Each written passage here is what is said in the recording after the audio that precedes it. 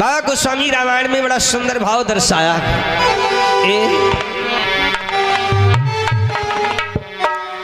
कि राम सदा सेवक रुचि राखी, वेद पुराण संत शुभ साखी।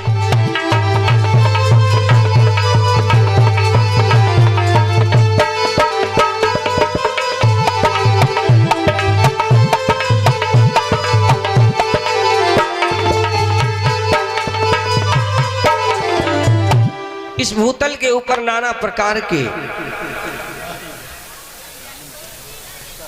मेरे भाई भगवान के प्रति धर्म करने के लिए इच्छुक हुए, जागृत हुए, लेकिन बीच में बाधाएं आती रही। तो शांति का दान दे। थोड़े समय में दो भक्तों की चर्चा आप श्रवण कर चुके हैं।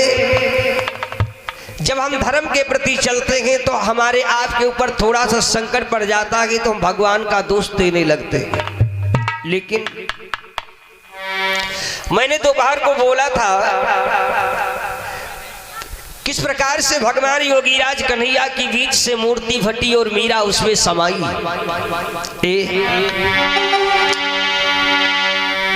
ये मीरा रखने वाली कहाँ की है? सबको पता है, राजस्थान में। कोई संतान नहीं है, दोनों आंखों का अंधा महात्मा है और राजस्थान में निकलता है, पेट पकड़ करके गीत गाता है कि जो मुझे भरपेट भोजन कराएगा उसकी एक मुराद पूरी होगी, जो मुझे भरपेट भोजन कराएगा उसकी एक मुराद पूरी होगी। ठाकुर वंश में कोई संतान नहीं है,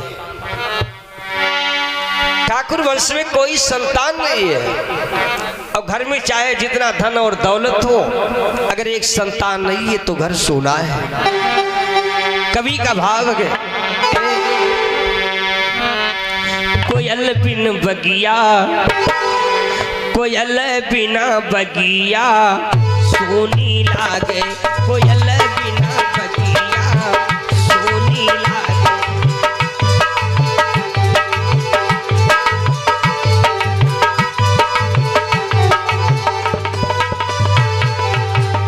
एक संतान के बिना घर सूना गए, चाहे जितना धन और दौलत हो।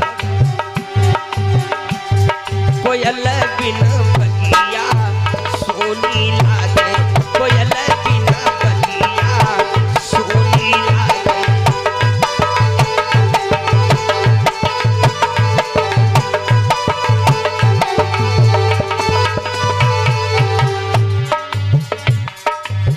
मात पिता बिन मई को सुनो, मात पिता बिन मई को सुनो।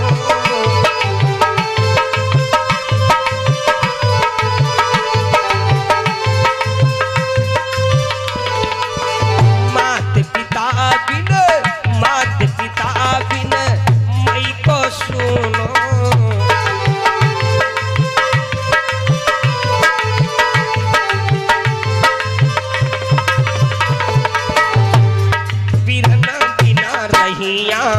सोनी लागे, बिरन बिना रखिया सोनी लागे।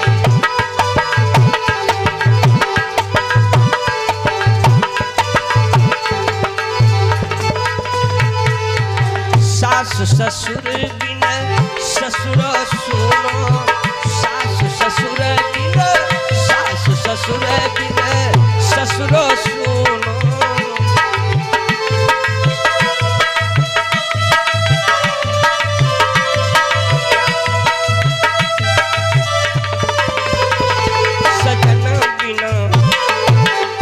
सजन बिना सजिया सोनी लागे, कोयल बिना बगिया सोनी लागे।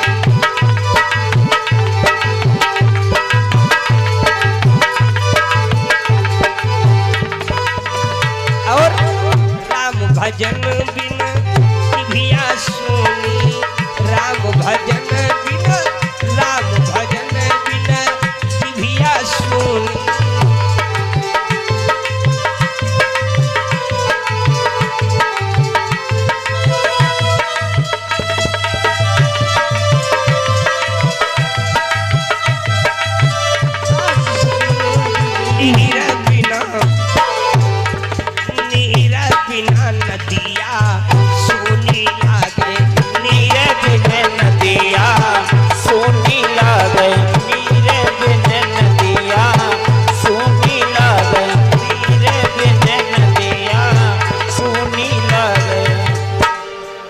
वंश में कोई संतान नहीं है, कोई संतान नहीं है।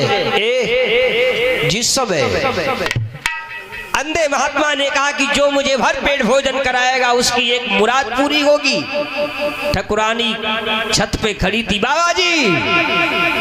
बाबा जी रुक गए, नीचे उतरी, आसन डाल दिया, प्रेम के साथ में हाथ पकड़ करके बिठाया। बाबा जी भूखे हो? महात्मा पेट पकड़ करके बोला मैं बहुत भूखा हूं। ठाकुरानी ने गरम गरम भोजन बनाया, शांति का दान देंगे। महात्मा 5 दिन का भूखा था मेरे भाई, तो मोटी मोटी 5 ठिक्कर खा गया।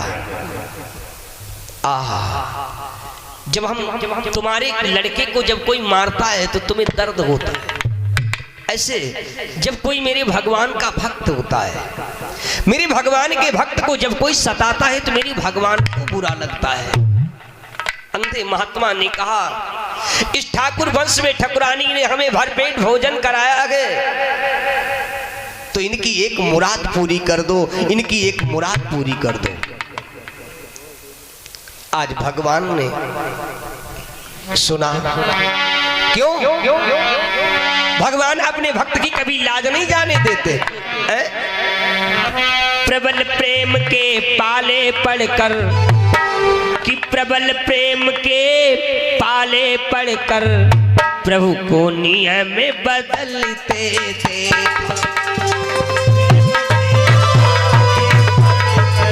प्रभु को नियम बदलते देखा, प्रबल प्रेम के पाले पढ़कर प्रभु को नियम बदलते देखा, प्रभु को नियम बदलते देखा।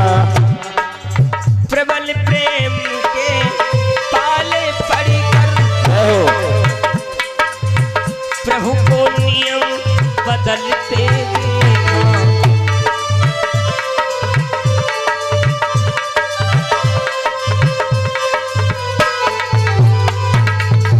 प्रभु का मान भले चल जाए, प्रभु का मान भले चल जाए, भक्त को मानी न चलते देखा।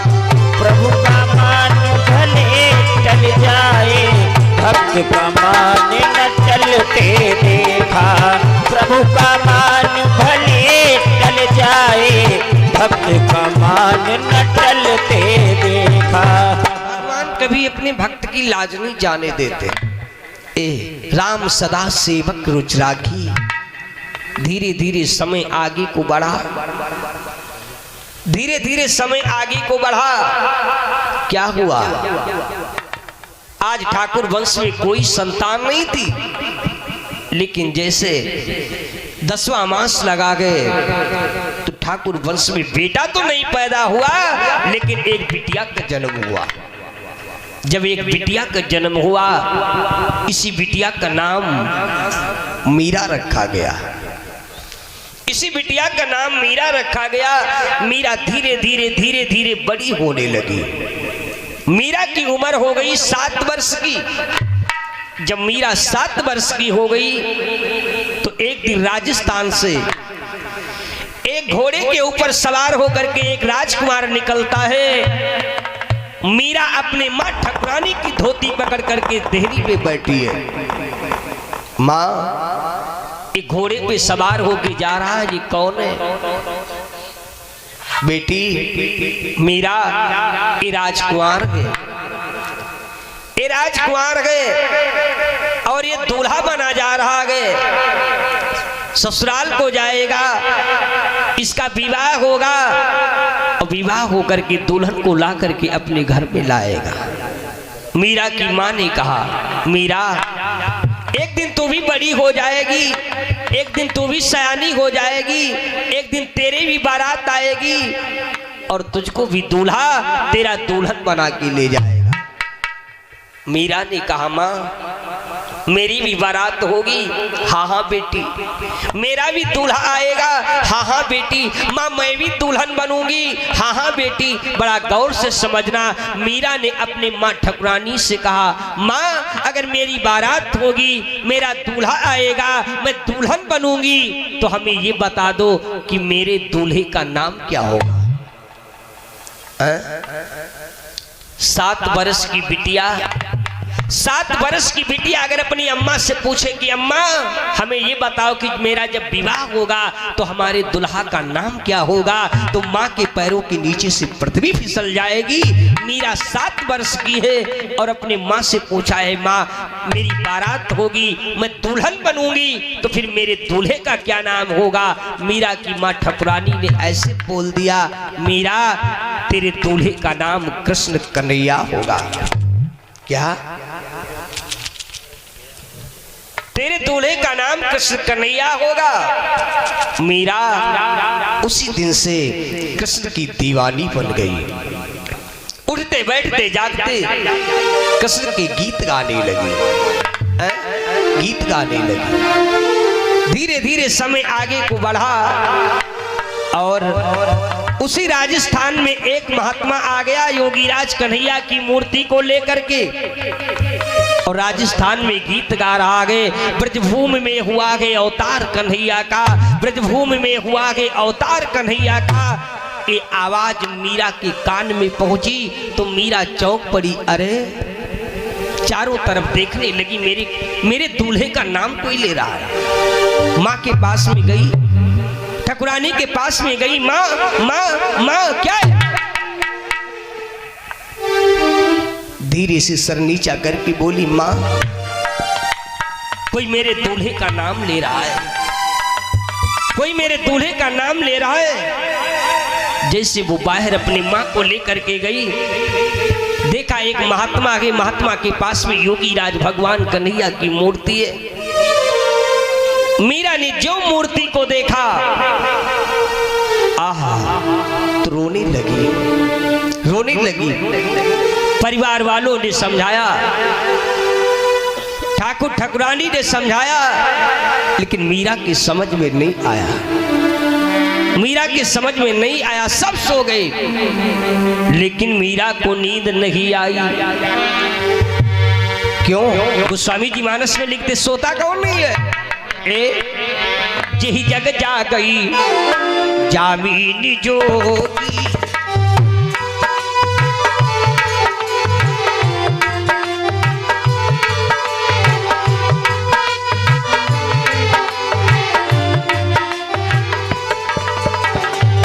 सोता कौन नहीं है?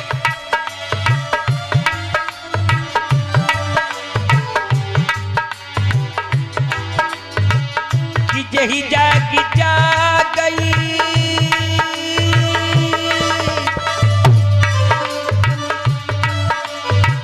कि जामिनी जोगी परमार थी,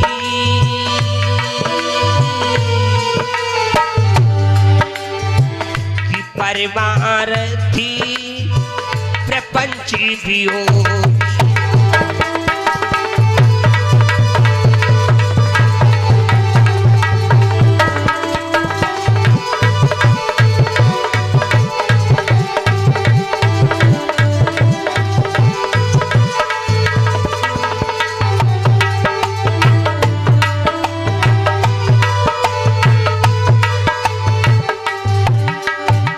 सोते नहीं है। कौन? योगी शाम को सोते नहीं है, वो साधना करते हैं।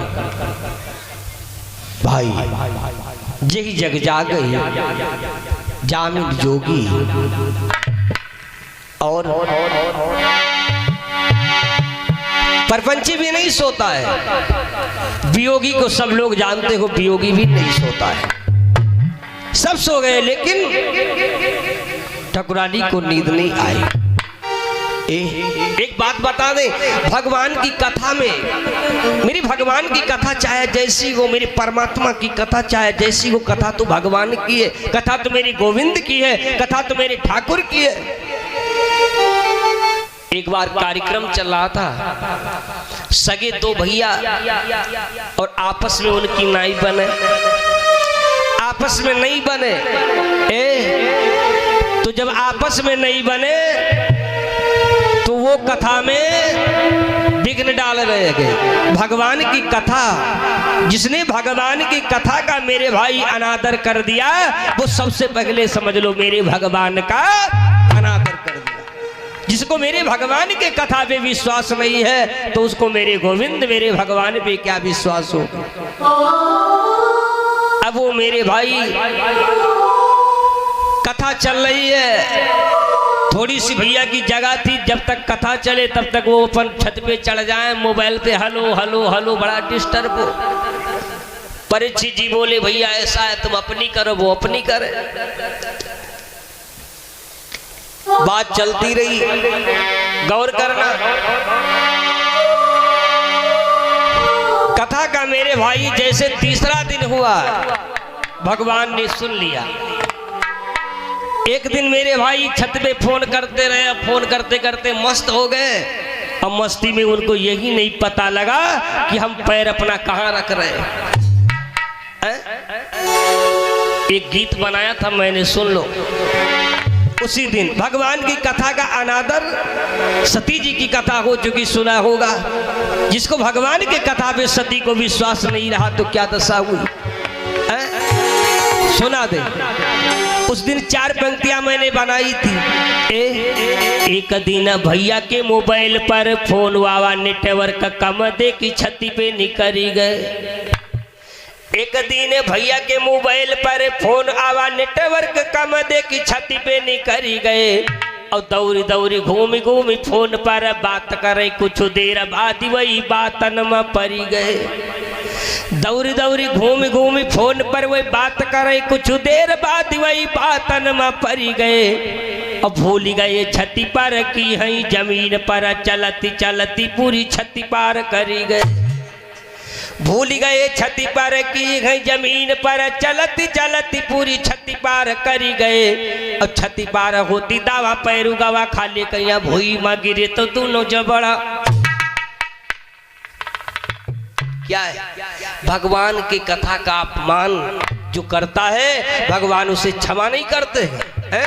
भगवान दयालु है, कृपालु है। भगवान के शरण में जो पहुंच जाता है परमात्मा कभी ठोकर नहीं देते। हम नहीं कहते रामायण गवाही दे रहे, कभी भगवान ठोकर नहीं देते हैं। लिखा है अरे को दयालु रघुबीर समान,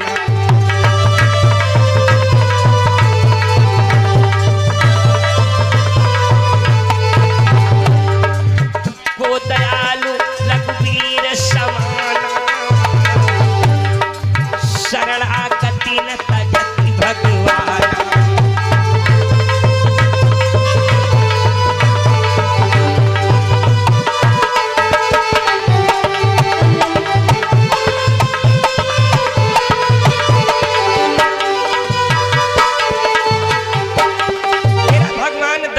कृपालु है, जो भगवान के शरण में पहुंच जाता है परमात्मा ठोकर नहीं देता है। लेकिन इतनी बड़ी गलती न करो दादा, इतनी बड़ी गलती न करो जो भगवान तुम्हें न बख्शे। रामायण में 3 पात्र आए हैं जिन्होंने गलती किया, भगवान के शरण में गए फिर भी परमात्मा ने क्षमा नहीं किया। फिर भी क्षमा नहीं किया। कौन? सब लोग जानते हो। नंबर 1 सिय पग मारी चोंच जयंता,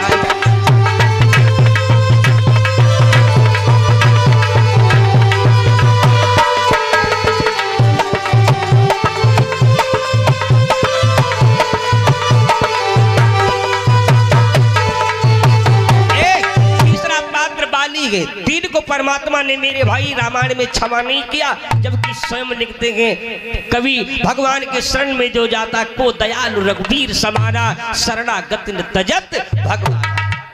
आज मीरा सब सो गए, लेकिन मेरे भाई मीरा नहीं सोई।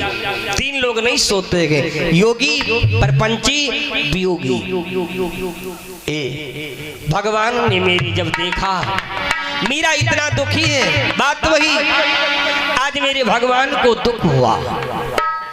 महात्मा लेटा गए, ब्रह्म मुहूर्त में 4 बजे महात्मा को सपना हुआ है। महात्मा ने नेत्र खोले, अरे आवाज किधर से आ रही, यहाँ तो कोई नहीं, सपना हो रहा है जो मेरी मूर्ति तेरे पास में है, ये मेरी मूर्ति जो है मीरा के हाथ में पहुंचा दे, अन्यथा मेरी मूर्ति के 1000 टुकड़े हो जाएंगे। महात्मा दौड़ते हुए गए, मीरा के हाथ में मूर्ति दे दिया। मीरा ने जो कन्हैया की मूर्ति को देखा सीने से लगा लिया। समय धीरे धीरे आगे को बढ़ता गया, मीरा सयानी हो गई। मीरा योगी राज कन्हैया की दीवानी के बस थोड़ी देर की बात, भगवान के भक्ति में कितने बड़े कष्ट पाते हैं मेरे भाई, जरा विचार करेंगे हमारे तुम पे क्या कष्ट पड़े। मीरा मेरे भाई जब बड़ी होने लगी तो मीरा के माता पिता ने सोचा कि मीरा बड़ी हो गई, इसका विवाह कर दे। आहा, मीरा भगवान कन्हैया की दीवानी है। माँ ने खिलवाड़ में बता दिया मीरा से, मीरा ने पूछा था मेरे पति का नाम क्या होगा, तो माँ ने कहा तेरे पति का नाम कृष्ण कन्हैया होगा, और पति को अपने दिल में बिठा लिया। कन्हैया को मेरे भाई मानती है, कन्हैया की दीवानी बन के रहती है। माता पिता विवाह कर दिया, मीरा की बारात आ रही है। बड़ा गौर करना भाव के ऊपर। अब तो मीरा परिवार के लोग का रीस से कुछ माता पिता से नहीं कह पा रही है। मीरा की जब बारात आती है, हमारे भी घर में बहन बेटी जब बारात आती है, मेरी माताएं बहनें बड़े सुंदर भाव से गीत गाती है, क्योंकि मीरा की बारात आ रही है। ये गीत गाती है बेटी, क्योंकि लड़की जो है वो धान रूपी है, लड़का जो है वो जौ रूपी है। धान एक जगह पे मेरे भाई बोया जाता है, दूसरी जगह पे लगाया जाता है, जो जहाँ पे बो दिया जाता है वहीं पे काट लिया जाता है। मीरा के हाथ में लगन बंधी है, माताएं बहनें गीत गा रही कि मीरा आज तेरी बारात आ रही है, तू घर से बाहर मत निकलना, हमें गाना नहीं एक कड़ी। बड़े सुंदर भाव मेरी अम्मा लोग गाती है। मीरा बेटी दूरी बेटी दूरी खिलने मत जाओ, दुलरुआ बनना आवती, बेटी दूरी खिलने मत जाओ, दुलरुआ बनना आवती।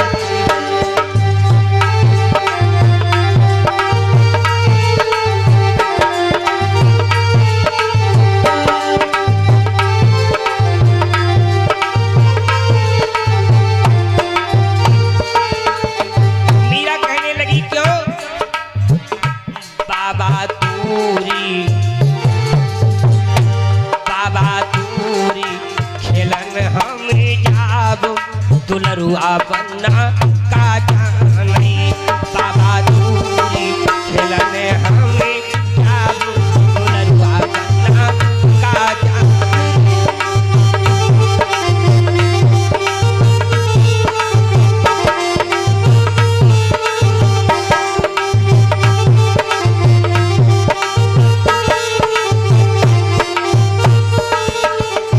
कहने लगी क्यों, बिटिया के हाथ में लगन बंधी है, इसलिए सुनो मीरा।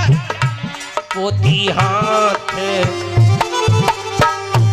मीरा हाथ लगनिया, मीरा हाथ लगनिया, लंबे केस रुपट्टा पहचानती है, बेटी हाथ लगनिया, लंबे केस रुपट्टा पहचानती है।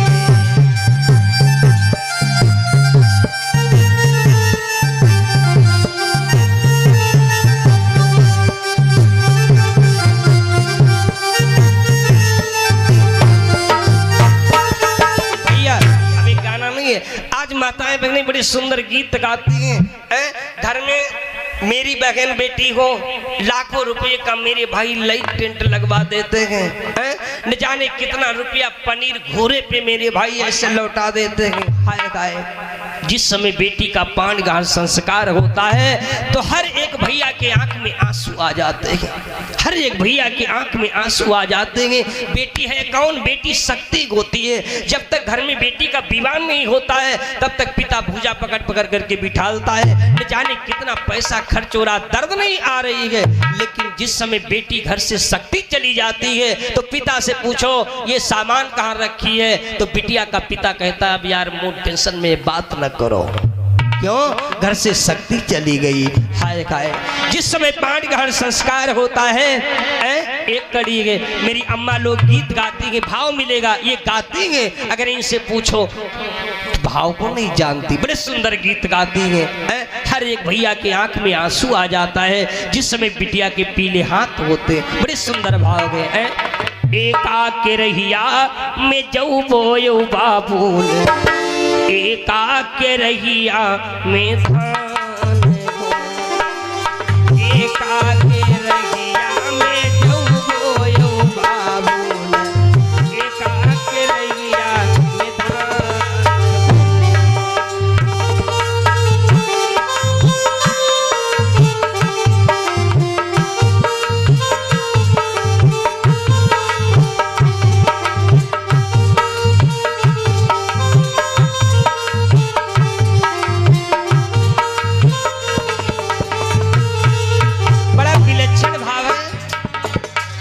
एका के रहिया में तुम बैठो बाबूल, एका के रहिया में तुम बैठो बाबूल, देती कुंवारी को दान। एका के रहिया में तुम बैठो बाबूल, देती कुंवारी को दान।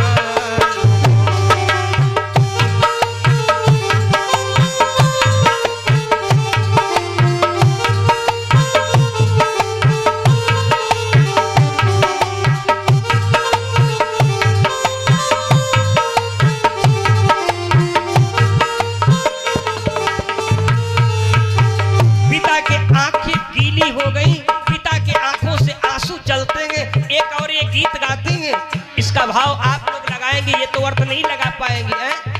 अलहालू कंपैयौ जलहालू कंपै, ये अलहल जलहल क्या होती है? ये अलहल जलहल क्या होता है? ये जो गाती है सही गाती है, तुम कहते हो अलहल जलहल। बिटिया का जब विवाह होता है, अरे पिता के आंख में तो आंसू आ गए तो कोई बड़ी बात नहीं है, ये पिस को कहती है। बिटिया के विवाह में हलाहल यानी पिस भी एक बार कांपता है, वो ये मेरी अम्मा लोग गाती है। अलहालू कंपैयौ जलहालू कंपै, कंपै कुशव केरी डाल हो। अलहालू कंपैयौ जलहालू कंपै, कंपै कुशव केरी डाल हो।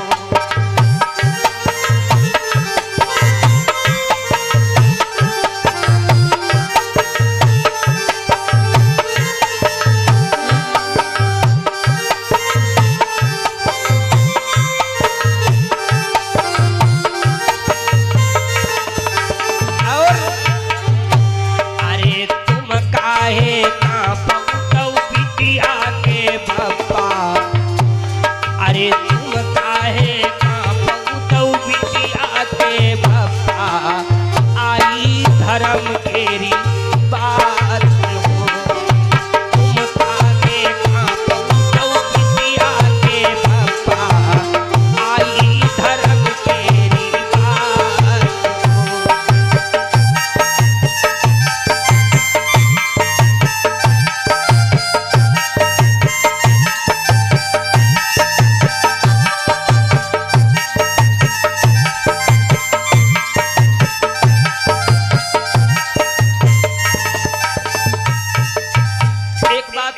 बड़ी खास